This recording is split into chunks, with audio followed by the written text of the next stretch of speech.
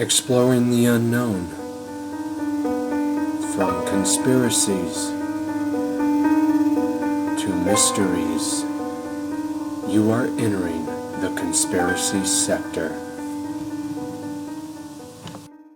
Well, welcome everyone to this very special program. I'm Aubrey Batchelor, my co-host is Chris Jacobs, and you are entering the conspiracy sector. Tonight, we have a very, very special holiday program. For the inaugural episode, we are going to dive deep into Halloween lore. We are going to explore lycanthropy, which is one becoming a werewolf. So, 'tis the season of terror times. We are going to fly high on information and we are going to learn some very scary things surrounding this creature. All right, yeah, this is a very special topic for everyone, folks. He's going to kick it off by talking about some very spooky and interesting stories, and I'll end it off with a lot of my research and a lot of what I've seen in my psychic field. So take it away, Aubrey. Perfect. I have an amazing story here, which is very grounding when it comes to werewolf lore. In a way, kind of what I've come to find out, a lot of legends that started with werewolves and lycanthropy, it kind of all originates back to this one man named Peter Stumpp. A very, very, very, very, very interesting fellow, if I might add. I'm gonna see if I can't turn the camera around here so you can take a look. Never mind, that won't work. Anyhow, Peter Stumpp was a very, very, very weird individual.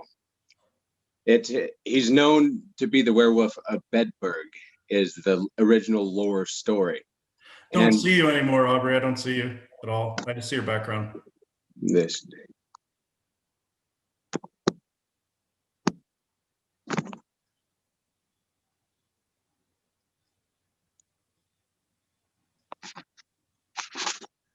How about now? There we go. Good. Technical problems abound. Anyhow, Peter Stumpp was a very, very weird and odd fellow. He's known as the werewolf of Bedburg. And the original lore surrounding this particular guy, it basically, you can sum it up with, was he a werewolf? Was he just a deranged mental patient suffering from clinical lycanthropy? or was he just a psychotic bloodlust serial killer? You know, the theories of the original lore abound, you know, with this man. However, I'm going to share a little story from soulask.com. Peter Stumpp murdered 14 children and 2 pregnant women. He was arrested while preparing to commit another horrific crime. While trying to bite a little girl, while the latter had her neck protected by a piece of metal, Stumpp broke his teeth, and the villagers caught him a little while later while he was trying to flee into the forest. Legend has it that he still has his animal form shortly before his capture.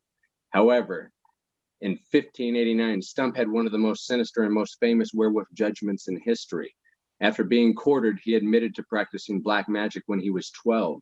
He claimed that the devil had given him a magic pelt which allowed him to transform by taking the appearance of a greedy, very voracious and powerful wolf with big and wide eyes, which shimmered like the fire at night, a large and wide mouth with sharp teeth, a huge body and powerful legs. The elimination of his belt, as he says, prompted him to return to his human form. For 25 years, Stumpp had claimed to be an insatiable blood drinker who satiated himself on the flesh of goats, lambs, sheep, as well as those of men, women, children. He basically just tortured people, cannibalized them, and drank their blood. And he was accused for being a periodic murderer and a cannibal, but also of having an incestuous relationship with his daughter, who was also sentenced to death with him, by the way. And we're going to get to that gruesome gore story. That is Halloweenish ending as it gets. But he was finally ran down after several years of getting away with these horrendous crimes. They finally managed to capture him up, and he finally admitted to all of it. And it the gruesomeness of it for the original lore story is just abound, because just do some research into it, everybody, and you're going to be absolutely amazed. But his ending came.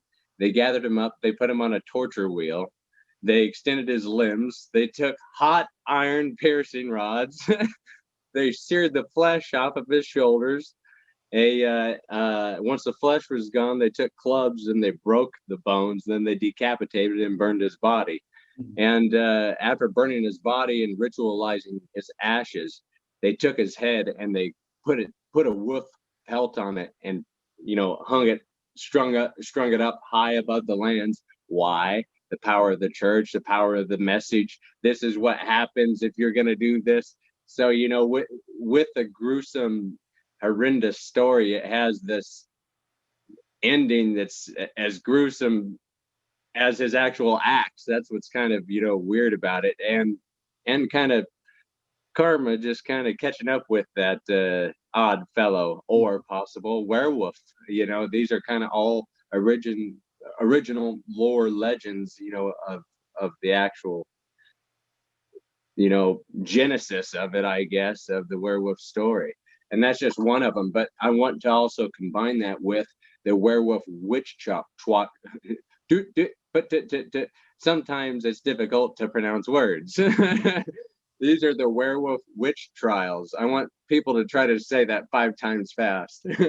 Werewolf witch trials. Werewolf witch trials. Werewolf wibwa. Anyhow, we've all heard of the famous witch trials. Werewolves were tried right next to these witches. And some of those trials were about as gruesome as they could come too. This is actually from Gutenberg.org. It's the werewolf witch trials, which were trials combined with werewolf trials. Belief in werewolves developed parallel to the belief in witches in the course of the late Middle Ages and the early modern period. Like the witchcraft trials as a whole, the trial of supposed werewolves emerges in what is now Switzerland in the early 15th century and spreads throughout Europe in the 16th and peaking in the 17th and subsiding in the 18th century. So you see the kind of rise and fall of lycanthropy and witchcraft as a whole. They interweave, they intermix. And this is what's glorious, these lore and original stories, can lead up to amazing, ideas for movies. We've all seen these werewolf themed and creature themed movies that are just so amazing when you understand and kind of can, I guess, hone in on the original story and combine it with that. It's just kind of amazing to see what ideas come up throughout Hollywood to combine it with this original lore. And it blows my mind away because Peter Stump's mentioned in here again, and I can't believe it. Nobody has made a movie out of that. I think that we need to get together. We need to combine the werewolf and witch trials with Peter Stumpp and do an original transformation movie, and we might become millionaires because Hollywood is running out of ideas and COVID-19 has shut everything down. So we need to explore that and bring creatures back into the main screen, baby. Creatures have never stopped being popular. That would make a good horror movie. That particular script, yeah. And the last good, somewhat decent werewolf movie that I can remember was the one with Benicio del Toro when he redid The Wolfman with Anthony Hopkins. That was a great movie. Yeah, that was a great movie. And as a kid, I watched the Werewolf series back in the 80s. Yeah, and that with Chuck Connors and them. That was actually pretty good the way they that series too. That's like original feng shui kind of. There's those creatures, in like 50s sci-fi. Then you get into like the 60s, 70s, more 70s and 80s, and then it gets to be kind of that weird stop animation feng shui type. And it just takes on takes on its whole new kind of atmosphere, and it's just kind of like horror gravity, I guess. But to finish this up, there's a lot of interesting topics, and Chris and I, there's so much stuff that rolls on in our heads. We tend to get excited and overwhelmed, and we tend to talk a lot because we run out of time. There's too much to talk about in this amazing world. There's so much you can learn. You can't learn everything that's out there. And werewolves is just one topic out of everything that's out there that you could ever think of and combine of. Every creature, every animal, every planet, every type of chemical, everything that's out there. If you think about all the information that's out there, it's quite amazing. This is just one tiny topic we're And talking we're going to try to deliver a lot of those different topics to you on future episodes of Conspiracy Sector. We try to dissect some of these different topics to the best of our ability to do so with our respective research and talents and everything. And we'll see how far we get with 1/10 of some of the information that's out there. Indeed, indeed. As with anything, just time and dedication and mental intuitivity to hone in on that particular subject, to enhance your knowledge, to just connect all the dots, if you will, and combine it with other information, is just the amazing thing about that. And to combine that with the Halloween season, that brings up, everything horror kind of, the little trick or treats and everything that goes bump in the night that you want to just feel that skin crawl all over your body, because for some odd reason we like being creeped out as human beings. It's an odd fascination, but we tend to get off on it in a way. Creepiness and mystery and all that just thrills us, and the paranormal, all of it combined together. Yes, it's truly genuinely amazing when you combine all of that, and then not just like the made up things in Hollywood, but all the genuine accounts of different paranormal activity that bombard our world on a daily basis. It's just amazing. That goes right back into these werewolf witch trials. I swear that should be a new phrase that people need to try to say quick, because hashtag it is coming out, baby. Yeah. But to combine that back to the werewolf, that's a very ravenous beast that just creates this genuine terror. We all know what it would be like. There's some of us have been, but we all can imagine what it would be like to be chased down and attacked by a bear. We'll just think of a paranormal creature that has a ravenous bloodlust that's running at you. I think I'm going to sprint the fastest that I've ever sprinted before in my entire life. Well, I've heard of encounters with dark dogmen before where people have tried to outrun them and all that. Yeah. And that's exactly what I knew. That, see, this is where I'd said earlier, this is what I'm talking about. You brought up Dogman. Dogman you can compare to the werewolf. Also with skinwalkers, they're kind of all similar. You can consider them like creature cousins, I guess. Creature cousins. All of them, yeah. And the Dogman is a very, very amazing topic, because there's so many reports that not everything can be made up. There has to be some genuine reports. Of course, there's people out there that want attention and they want to create a story, and they just want attention and want to create a good story. I guess that's all I can say. But there has to be genuine reports. There's too much strange activity when it comes to Dogman sightings. I actually consider Dogman in a way more credible than werewolves, just because of the tremendous amounts of reports. And I know that theories abound. A lot of people say that they're the same creature, they're different creatures, or one and the same, or they're totally different. I guess that's a debate, just like everything else in this world. Yeah, I know there's like descendant lineages of different dogmen, and we'll get into that in a little bit, but there's like different descendant lineages, different types of dogmen that were considered to be demonic in the past, like little short ones, for instance.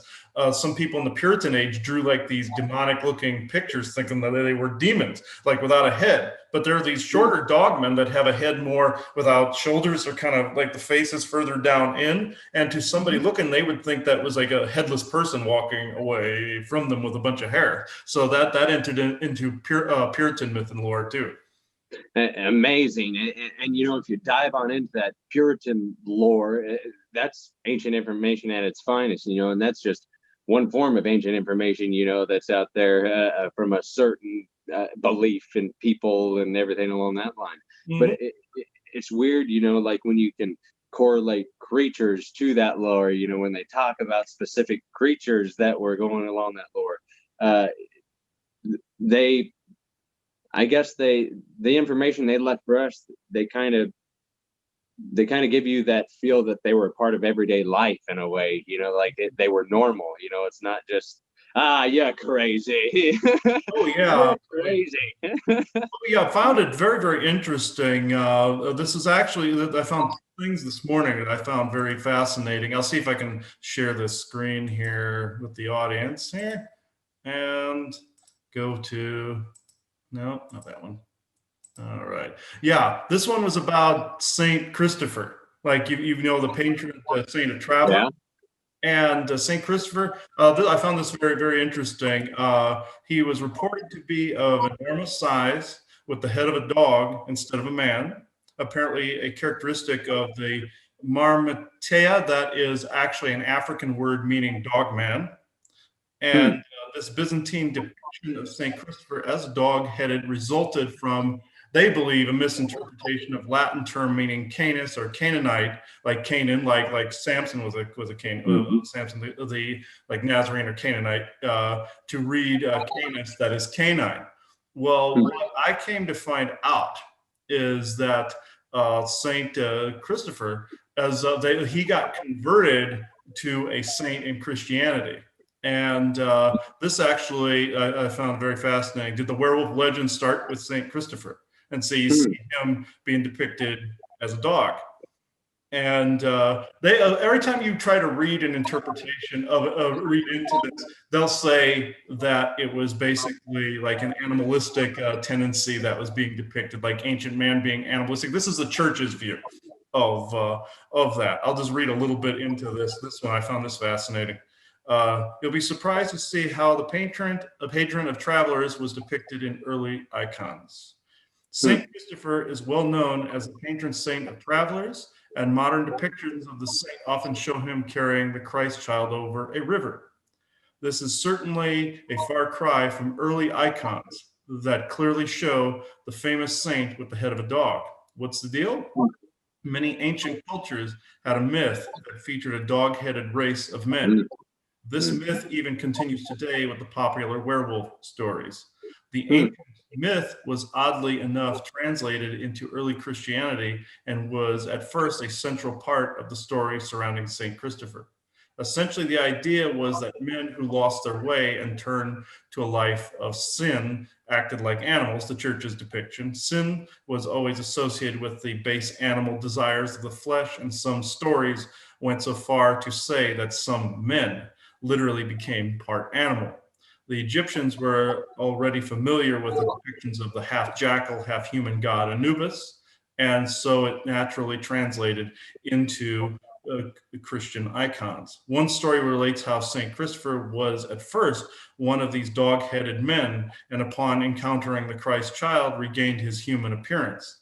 It is primarily symbolic, showing how Christopher left his animal like ways and embraced the gospel. Early Christians, especially in Egypt, decided to depict Christopher with a dog head to reference this story of conversion. It is a fascinating story, but one image you probably won't find on St. Christopher medal or holy card. What actually happened was there have been descendant lineages and races of dogmen that actually have existed for millennia. There's different descendant lineages that you see that have entered in parts of Europe and parts of Africa. That's where that one word came from that I mentioned, parts of Africa. Hmm. Also the north into Greenland, Iceland, into the Scandinavian cultures. You have Fenris, the hound of basically that the hound mentioned in Scandinavian myth and lore.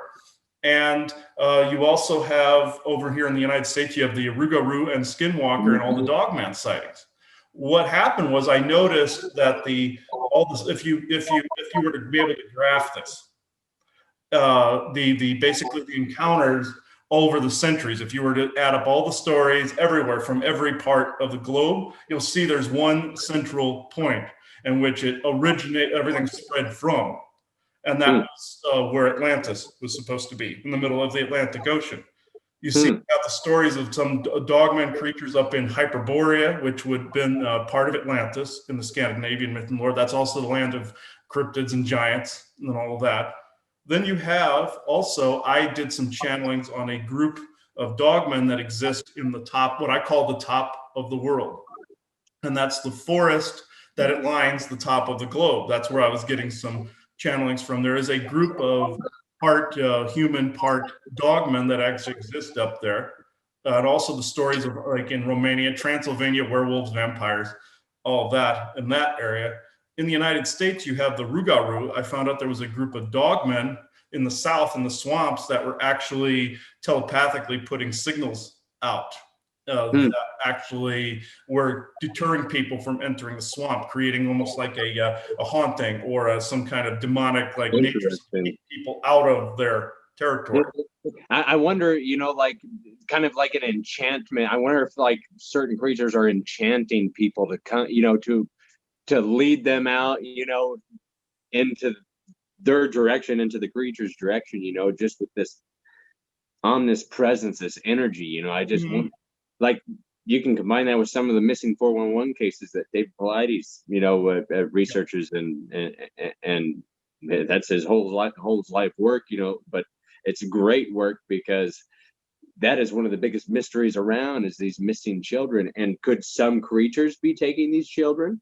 Like what you're saying, Oh yeah. There are some different alien groups that have been taken, and I don't doubt that ravenous dogmen have been grabbing them too. There have been reports of cryptids actually stealing people.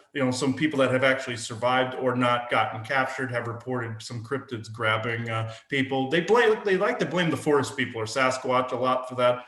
But I feel there are like different like servant races to some of these different aliens that are out there in government groups that actually will grab children. Sometimes military will pose as them too.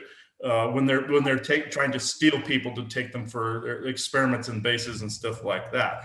But there have been cryptids that have been like basically hardwired to the bidding of some of these alien groups and places like that. And I know like with werewolves in particular and dogmen, that's essentially the same difference. Like I said, you have all these descendant lineages that have more of an animalistic look to them.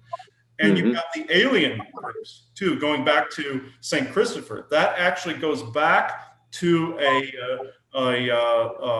culture of them that actually rooted here on Earth. I found out there is actually a group of alien dogmen called the Antiqua, and they actually were the Anubis, more regal look, staff, weapon, all this other stuff. And they're known, and dogmen are actually known for guarding portals. And you think about this, St. Christopher is basically ushering people across a bridge. What also could that be? A portal, or like the Bifrost in the Scandinavian myth, or the Rainbow Bridge that carried people from one area to another, that had portals on either end of that.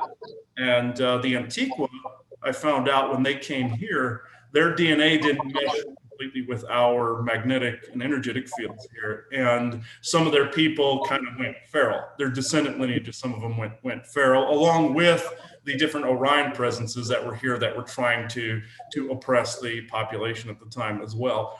And then you have these descendant lineages that sprang from Atlantis and went into all the four corners. That's why you have dogman tales on all parts of the globe. They sprang from one centrist point, and that was Atlantis. And along with other races like giants and other races as well. But dogmen were more regal-like dogmen were part of that story. Along with Egypt, you have stories of Anubis and them over in Egypt. That was also part of Atlantis. That was the Egyptian, like pre-Osirian culture was linked to Atlantis as well. That's why you have those stories surrounding that central point, and they spread out from that point global from that point. Interesting, very interesting. Did you have any other stories you wanted to share, Aubrey? Actually, perfect timing since we're on the Dogman kick. This one, well, first and foremost, do you remember hearing about that Montana werewolf, or that Montana wolf, that huge creature that was shot or ran over here a few years ago, but it looks like a weird werewolf creature? Do you remember seeing that? I vaguely have heard from it, heard about it. You might want to explain that one, yeah.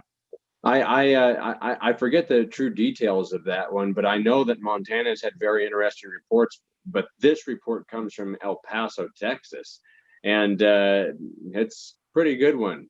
He goes, I wanted to share a story of an encounter me and a bunch of friends had back in 1968. To this day, I still think about it. Kind of hard to forget no matter how hard I've tried. Anything I say today must be understood as the words of someone only 11 years old.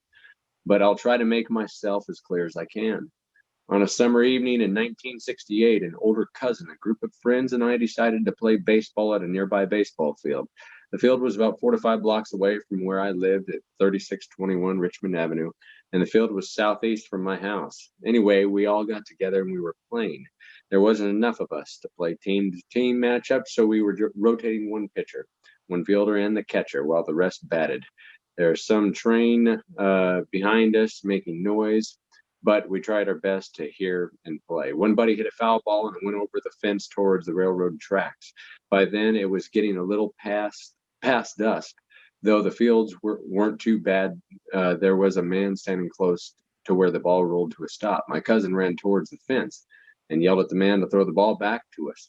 He ignored my cousin, so I ran over and yelled as well.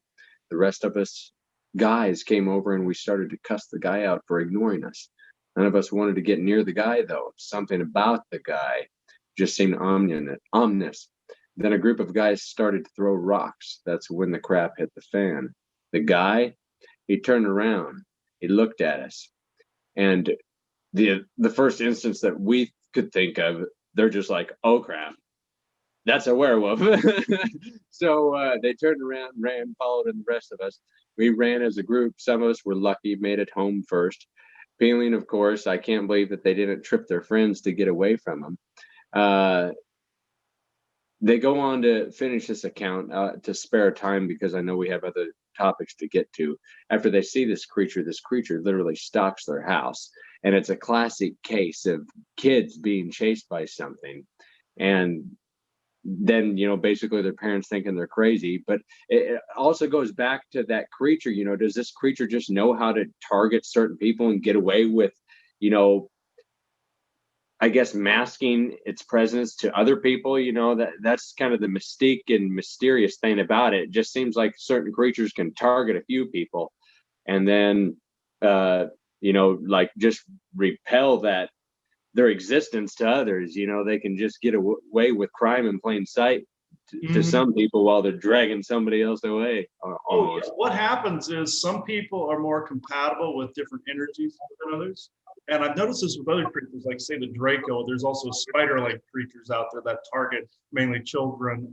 There's, of course, like primate-like ones, not including the Sasquatch.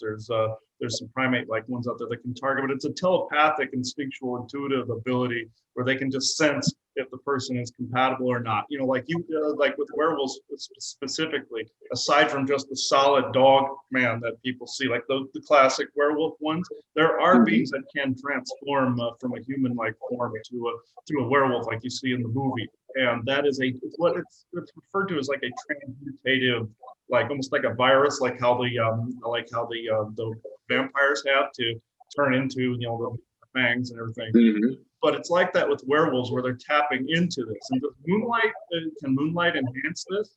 Yeah, there actually is an effect with moonlight that can actually enhance this. And what these beings can do, they can smell certain frequencies, and the ones that are like human transformative ones, there's not too many of them out there, from what I understand it. It's usually the Dogman type that are actually the solid looking ones. Like you have like the Wauki in Florida, Seminole, then you go over to the Rougarou, you go further over, you have the Skinwalker tails up this way, up that side of the country. But with a werewolf specifically, the transformative one, they do have the ability telepathically to seek out prey, and they can actually smell out to see if they're compatible for something they actually need, or they're kind of like vampires in a way. You said it right there. I find that kind of interesting. How do you transmute that to another person? Like if the werewolf lore is true, that it's like a werewolf changes a person into a werewolf, it has to do that lycanthropy. It's the bacteria in their mouth, similar to like snake bite venom, Yes, that's exactly the bacteria gets in it morphs them into a werewolf. That's exactly how they do it. They actually will bite and transmit a viral contagion that's transmutative. It'll copy itself through the cells, and the moonlight and other energies can enhances it. Yeah. Interesting. Yeah, I found that out. Also, to get into an even creepier portion of this, our military has figured this out, and how to actually control some of the transformative capabilities, and they're able to combine werewolf DNA to their soldiers. Mutant soldiers, anybody? It's like type of super soldier, not just nano enhanced like some of them are, but we have to do an episode just on like what technology can become too. That's a horror story just in itself. We can start including technology into like Halloween, if you ask me, because the future, while technology is amazing, the future is kind of scary. What could it be? And maybe this is just series like Terminator, putting like fear into your eye. But there's a lot of prominent people in the world today. Elon Musk, I know, is one that warns of the advancement of AI. I believe Stephen King was another that warned, or Stephen King, who am I thinking of? Stephen Hawking, yeah. Stephen Hawking, there we go. He was another one that just believed that technology would maybe eliminate us someday, possibly. And that's scary in its own right, just thinking that maybe we might be the creators of all this, but yet what we create might capture us, essentially. Exactly. And that's like that with werewolves too, because technology can actually enhance like a werewolf too. Like if they combine the DNA with technology, kind of like a cybernetic type of thing, you have basically the cocktail from hell right there. If you put it together. Yeah. And really, a lot of this information might sound crazy to some people, but just think about this. This is kind of cool. Just take a look around you, and anything that isn't man-made, don't pay attention to. But anything in nature, obviously, don't pay attention to. Anything that's man-made, pay attention to. And anything that you see, whether it's a trash can, a computer, a pen, a vehicle, anything that was man-made was only in the imagination of man at one point.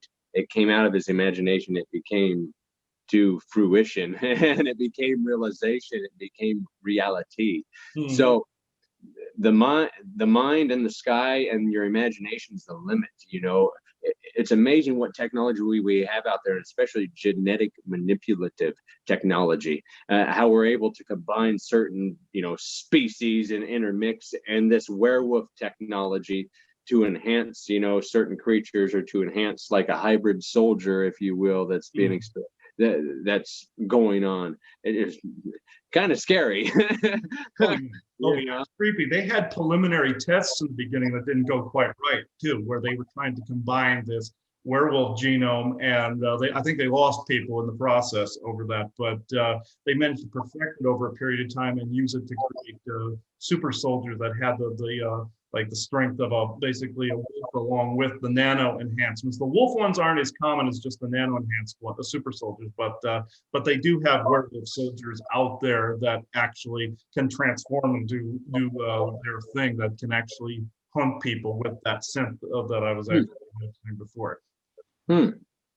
Very interesting. There's I genuinely hope that I never come across a werewolf if they are out there, because it sounds about as scary as could be. But you remember that story that I shared with you about that Ryan and I had in Colorado? I think it was a Bigfoot encounter that we had, but who knows? Maybe it could have been, something else running through the bushes that is of unknown origin.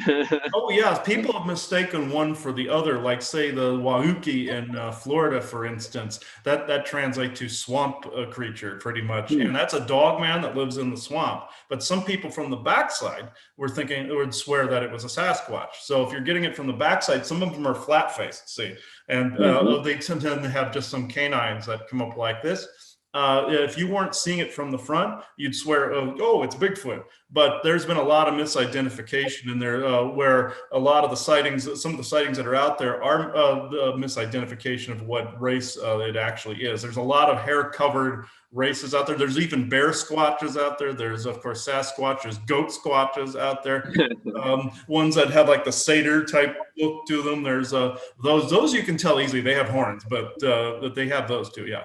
And I just want to pick up on that. I was just driving today on the way home and just taking a look around, when you're on your car ride, looking at everything as far as it goes.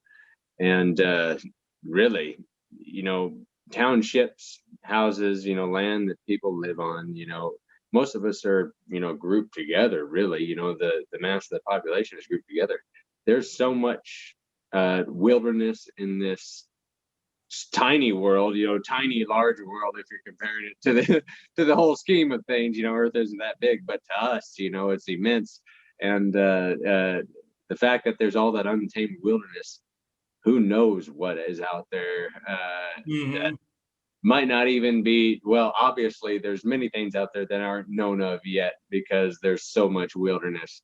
So I see how, like, a lot of these incidences throughout time even, could not happen that often, just because, if they're a creature that is more animal than paranormal, it's going to be, they're going to want to live their own lives. However, there's too much paranormal aspect behind this being, which isn't normal, obviously, hence paranormal.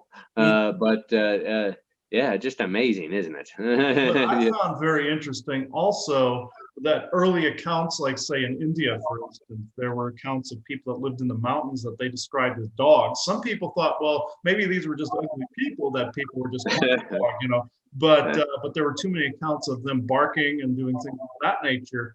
And the thing of it is, they were thought as such a common thing that the church felt compelled to try to convert them to Christianity. So there goes back to the St. Christopher story again, where Christ is actually turning him into a human, or blessing him and taking the animalistic portions away. They thought they were like an affront to Christianity. So obviously the church believed they were real, enough to go and try to convert them. And they saw them as people, figured, okay, they wouldn't do this. So they figured that, oh, we'll just go and try to convert that tribe. They're just another tribe of people, like heathen tribe, they think. So yeah. And I also want to compare all this to, like, we can go back to the witch and werewolf hunts as well, in combination with the church. They were fearful of these creatures. They were scared of these creatures. So they went after these creatures. And just that fact alone shows you that something airy was going on in those times. And yeah, it just what I want to pick up with that fact is, a lot of people think that, like, a witch hunt and werewolf hunt just sounds crazy. It was just people that were accused of, just normal people that were accused of false crimes, I guess. And I guess it's kind of tough to say it, but well, I guess not really. Just think how many generations have gone by since then. There's not one person alive now that was alive then. So there's a lot of information that was lost. So it'd be easy for somebody just to say that witches and things like that didn't exist back then, because I'm a firm believer that we live in a created systematic operation system now, that we're just all a part of 9 to 5, to where we don't really do any research, and we're not as deeply religious as we used to be as a whole. I really feel like people are disconnected as a whole, on a mass scheme of things, mentally, physically, spiritually, all in combination. And we're disconnected in that fact, and forgetting these loreful stories, especially during that's what I love about the Halloween seasons, because they kind of expel, these stories that have been forgotten. They bring them back to life, I guess, is what I'm getting at with the lost time. And, because not one person alive today was alive back in those witch trial and werewolf trial times. So there's been other instances where we know that history is different than what we were taught in school, I guess. And what's to say that there really wasn't a lot of black magic going on, you know, and a lot of people were accused falsely. I know that, you know, because it was shoot first and ask questions later sort of a deal. Hey, let's go rip their arms out, and then we'll question them. So, you know, I get that too, but, you know, I've been a firm believer that there was actual witchcraft going on in those times too. And same thing with werewolves, cryptids, everything, all that was around. They have reports of it, but it was flooded by the bias of the time and the fears of the time. And so a lot of innocent people were accused, the ones that have been publicized, but there were a lot more that were not. So I always feel that there were some cryptids that actually got killed or hurt. Then there were people that were into the magic and witchcraft back then that actually you don't know about. That were actually either killed or got away and were able to actually survive those times. Also, people have past lives that were in those times. That's why they're connected to a lot of these this myth and lore, because they were around. Their soul was around. At the time that these things existed, so they are drawn to these particular subjects, like werewolves or vampires or Sasquatch or any of the other cryptids, like goblins or elves or any of those creatures. And the Fae, yeah. And we'll have to do different episodes on some of the different all of them, yeah. All of them. And we'll be more specific with actual creatures as we go. This is just kind of a Halloween episode, so if you think we're all over the place, we just wanted werewolves to be the main topic, but we always divulge, and we want you to have the most information possible so your mind can just go and explode. Like, whoa, man, that's kind of cool. I never thought information that way, bro. That's really cool. I was hoping to bring someone in to actually talk about this too, you know, but I could do that. It wouldn't take that long. Let's see.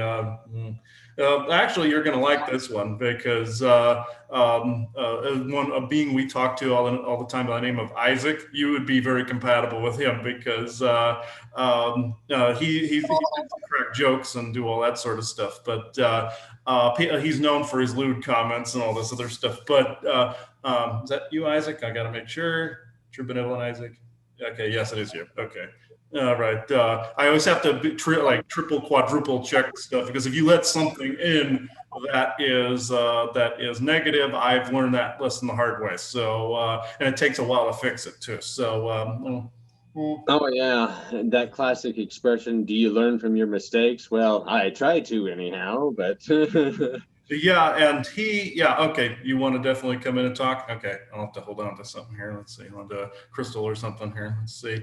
Oh, on another thing, before I get to him, we had a Dogman being that actually came through in this skull right here. I was kind of hoping he would show up, but he would talk. But he called himself Rotham, and he said he was up in the top part of the globe, the forest that circled the globe. And he said he was a descendant lineage of tribes from Atlantis that migrated up into Romania and up into that forest. And that's where some of the Dogman myths with them came into being as well. And some of the werewolf ones. So Isaac, yeah. Okay, good.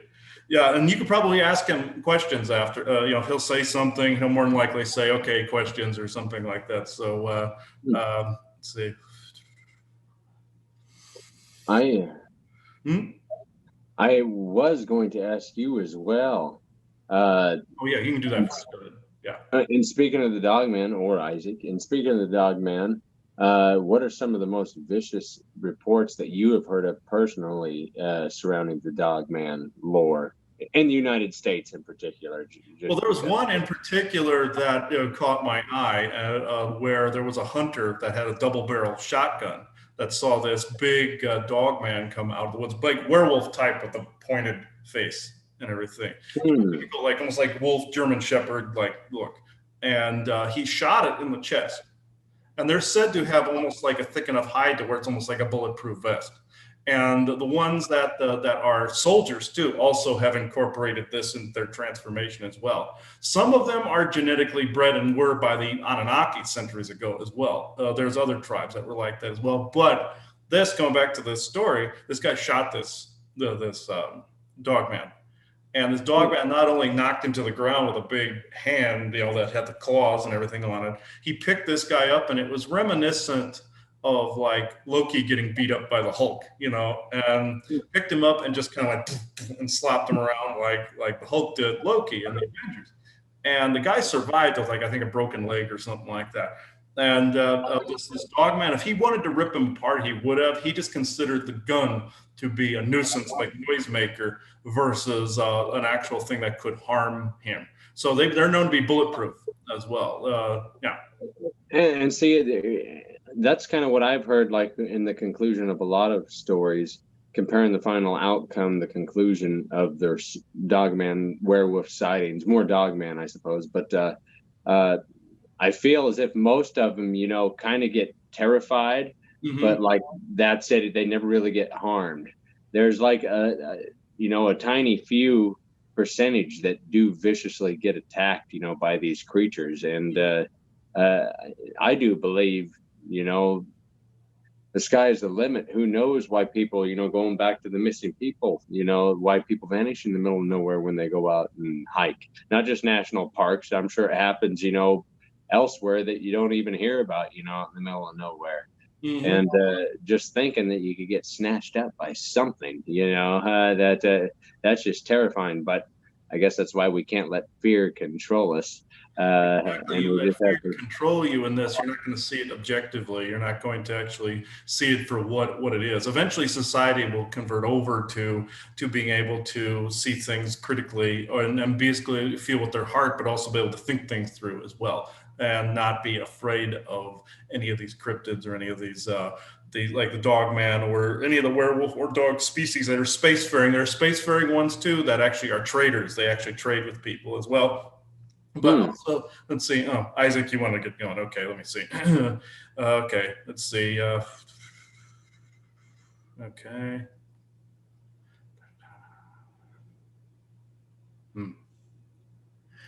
I shall make this brief. Everyone, you know me as Isaac, not only the jokester, but the one with always the lewd comments. But in this particular instance, I will actually be as descriptive as I can. All of what you said has been true in this episode. There are indeed varieties of Dogman that expand your entire globe. There are hundreds of thousands of them worldwide. And there also are far more, even than he knew, of the transformative werewolf types that are currently on in the world that can walk amongst you in city scenarios and in the country, very much like your vampires. And have the myths crossed both those lines? Yes, they have, because there have been experiments done by different ET groups that have attempted to cross both of those particular worlds. Are there some that can actually shift into a dog-like form and be vicious? Yes. Are some containing a viral contagion, very much like a venom, that could create others? Yes, this is indeed true. This actually has its origins back during the times of ancient Egypt, when the Dark Orions, or the ones you call the Archons, actually invaded and infected those with what is known as a vampire virus. But there is another group, you see, called the Antiqua, that actually wanted to have a continuance of their race here on the earth. They wanted to be able to adapt and to be able to guard different doorways and portals that may at some point have been hazardous to not only humans, but to their own kind. And also the fact that they did not want any of these Dark Orion or Harvester entities to actually come across the threshold from any other time frame in which these entities would come, because they had accomplished what others only actually, as you would say, dreamed of doing. They ripped across time and space and entered into a multitude of different temporal planes, existences, and lifetimes and eras, even entering our galaxy long before they ever entered, if that makes sense. So therefore, these doorways and cracks and fissures had to be guarded. The Antiqua wanted to actually continue their race here, but Earth has such a complex set of energies and magnetics. certain DNAs did not mesh, and certain energetics did not mesh, and densities did not mesh with that of the earthly plane. In that, some went feral, other ones actually went more into hiding underground. The feral ones were actually some of the vicious werewolf stories that you have heard. Other ones gained more of a transmutative ability to where, as I've said, that they could walk amongst your kind. They could even breed with your kind, creating a hybrid that could actually transform, very much like your Wolfman stories in that particular respect. These different tribes actually also entered into Atlantis, to go back even further, roughly 20,000 of your years ago. They actually formed different, as you would say, pleasant tribes amongst the Atlantean groups, such as different elven groups, different giant Scandinavian Norse groups, and the like. When Atlantis fell, they scattered to the four winds, and as I've said, either created different descendant lineages, hid underground, and the like, or became feral on the surface. These different groups also fell into myth, such as your Wauki, Rougarou, and Skinwalker. The Rougarou specifically responded to pleas from those wishing to actually stop dark occurrences from happening, say summoning more demonic force to actually help out in times of need, let's just say. This actually goes back to your slavery period in the United States, where some of your freed slaves or slaves trying to become freed from their slave masters would ask for assistance from different magical sources in their religious views. It was some of the telepathic dogmen that actually decided to assist and lure some of these slave masters out into the murky swamp, never to be seen again. This actually has fueled some of the more negative stories surrounding some of these dog or werewolf type stories. Now to the more vicious and feral types.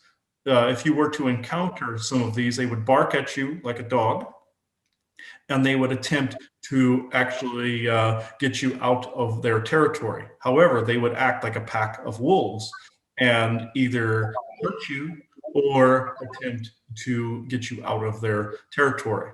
Now, there are some that are also like your common day dog that are shorter and look more like a midget or dwarf. These particular ones are very much like your house dog and will actually act very much like your particular pet.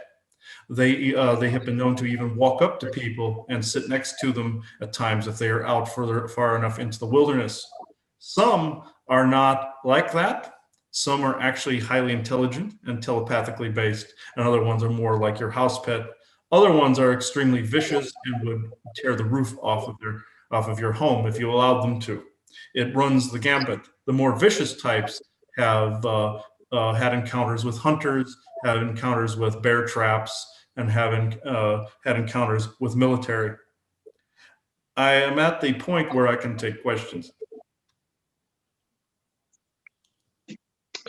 Yes. What do you believe, or how many races do you believe spread from the Atlantis area that you spoke of? That is also fairly difficult to say because there were races spurned from the different groups from Atlantis. But on Atlantis, starting with, there are only 3 to 4 different dogman groups that were there. When they escaped from Atlantis, they spread to what you call the Four Winds. They then adapted over a period of time to create dozens of different types of dogmen of all different heights, sizes, and shapes and temperaments. This is also depending on different areas of the planet in which they escaped to, or underground in Agartha or the Hollow Earth. This depended on how the magnetic fields, the weather, and atmospheric and magnetic conditions were at the time that caused their races to change over a period of time. There are some that still exist today that were there on Atlantis, different leaders of different tribes that have had different lineages spring forth from theirs.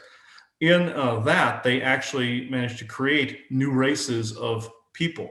These are actually people that sometimes have dog and human DNA in them. Other times they're purely um, dog man up on upright limbs, like some of the werewolf types you would expect. Those would be more like guards or enforcers or policemen in those groups because they have bigger muscles.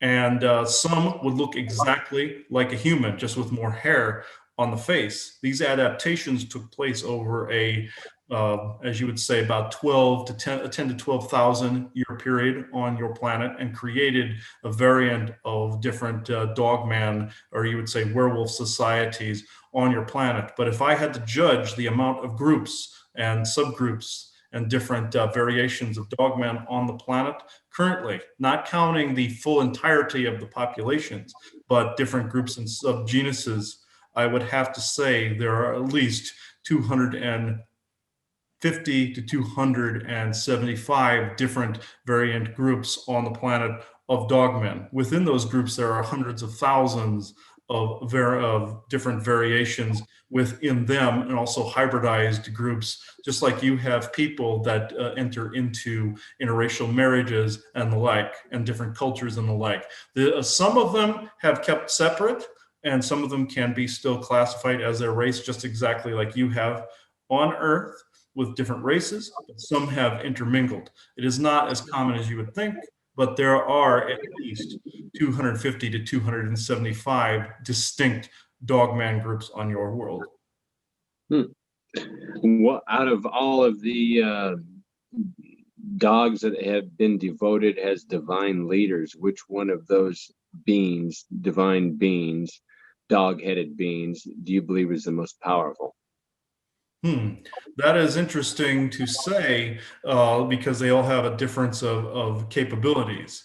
In the power of voice, for instance, there is a particular group of trading dogmen out there that have a persuasive voice, very much how you would judge a used car salesman could persuade you to buy a used car. They sell and trade old devices, and some people would call it junk out there. That is a form of persuasion. But as far as magical capabilities, that would have to actually be the Antiqua. You would call them the Anubis race. They are basically the father race of all dog species that exist within your solar system and within the Canis Major constellation. There are other dog races that evolved separate from them, but I would have to say the Antiqua would have to be the most powerful as far as magical capabilities go, incantations, and technological base. Is there a planet somewhere out there that just consists of a dog race of beings, like a rabbit, just a classic world that just has a weird dog creature, whether it's Dogman, a werewolf? Is there a world out there somewhere? Indeed, there are actually several of them. The original Antiqua homeworld actually fell to the invading Orion forces, and it is mostly a wilderness world. You could call it more of a graveyard. Humans will eventually visit that. But are there planets out there that are just feral dogmen out there that are more of a tribally based type, or even caveman based type? Yes, there are actually several out there that if you went there, you would actually not be met with the kindest of receptions, because they are actually, some of them are more cannibalistic, but there are also technologically advanced planets out there of dog races. There is a dog type out there that looks more like a bulldog that actually has only them on their planet. They have not commingled with any of the other dog races. They have, as I've said, with the jowls of a bulldog, that they are highly technologically advanced. And you have other ones that are more mixes, that actually prefer to actually stay tribal-like, but with a technological capability of leaving their world. They just choose not to do so. Now, are there others further in the galaxy that have mixes? And are there dog men that have commingled in other races and have cities and encampments like you have on Earth? Yes, indeed. But there are a few that are just those particular races. Yes. Very interesting. To end this special Halloween episode, I must ask you these final two questions. What is the closest planet to Earth that contains a dog species of beings? And what do you believe is the most powerful, most ravenous, overall scariest creature to inhabit this planet that we call home and Earth? To answer the first question, the closest planet is one that I have not informed him about. This actually, the closest planet with a dog race is actually not that far from your solar system. They are actually just over in your neighboring systems in the what you would call the Pleiades. They are actually a mild-mannered, mild-tempered race that actually is more of a flat-faced dog man type. That is actually the closest to you. That and the ones in Canis Major that also call themselves the Canis, that are the trading ones that I have currently talked about, that look very much either like a flat-faced dog or have more protruding snouts. There is also a third one that is actually close to you in what you call the Cassiopean star system, or the big W in the sky. Mm-hmm.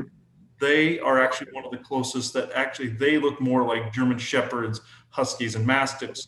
They have more of the dog-like appearance that you would expect with the variant of colors and sizes and shapes, very much like how you have variants of colors, sizes, and shapes. Now, the scariest being on your world, even outside of all the Dogman and all of them, the scariest being to inhabit your world, we would have to say is more reptilian based.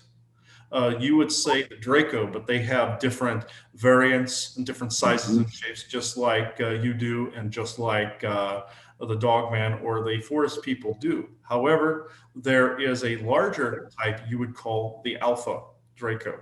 They are white, have wings, and they have an extremely powerful telepathic capability that can range and circle the globe if they allowed it to. Not to give them any more power than they need to have, but saying factually, they are one of the scariest because them and their lower Draco are responsible for a lot of your abductions on your planet, because they basically eat the ones they consume and steal their energy capabilities and their energy cores. They are also powered with artificial intelligence. And also that artificial intelligence, I also must say, is the scariest of all, because it is a signal, a very dangerous signal that has not only popped up on your world due to the time travel mishaps of your Dark Orions, or Archons as you call them, but it can actually convert any computer that it touches into more of a Terminator-like scenario. The Draco would end up backing this up as more of a foot soldier. So it is all combined. Also, your gray aliens, even though they are scrawny and have a butt crack on the back of their skull, this is actually, or one of the variations do. They are scary. They're quite scary, but as in bulk and fierceness wise, I would have to say the Draco take the belt for that one. Very interesting. Well, thank you, Isaac, for that great information. Thank you. And I will frequent these shows as much as possible. Happy Halloween, everyone, and don't be retarded. Thank you. Mm-hmm. 'Tis the season for fun times. Oh, yes. Yeah. Oh, wow. Yeah. He's a very easy channel. And he's also where I got this idea for making these skulls from. He has an original one that I first encountered him with sitting out in the yard at the moment. He doesn't use it anymore. He just comes and goes now. But I figured he either him or an actual Dogman would be present. But he says he's going to be on future ones. There's probably going to be much funnier things he'll pull off later on. He always tells people either not to be fucktarded or retarded. So it's like, that's how he ends his stuff. So a lot of times now. Interesting. That's cool. Yeah. Well, how about that, huh? Yeah, exactly. I enjoyed doing this show tonight, folks. So thank you, everybody, for watching this maiden episode of the Conspiracy Sector. Have any final thoughts, Aubrey? Yeah, actually, thank you everybody for tuning in. We will have a few more holiday episodes to come. We kind of wanted just to have some fun and explore some Halloween lore and do some delving deep into the mystic of different creatures, focusing on the werewolf, of course. That was the main topic of the night, but we wanted to expand our horizons into the ether of the unknown to grab all the information that we can. However, I want to thank you. Yet to come, we are going to have a special Thanksgiving episode and a Christmas episode, which we're going to brew up, and we're going to find we're maybe some historical information and some lore, and we'll combine it into a very cool melting pot full of information. Yes, and Any we were thinking Krampus as well. So that Yeah, we're gonna do a Saint Nick and Krampus deal. Not to give too much away, but that's just a little bit of a hint. You're gonna have a good holly jolly holiday season with us. But for now, you are leaving the conspiracy sector. Trick or treat, everybody. trick or treat, everybody. Bye bye. Bye bye. Between the world we see and the things we fear, there are doors. When they're opened, nightmares become reality. Happy Halloween, my friends.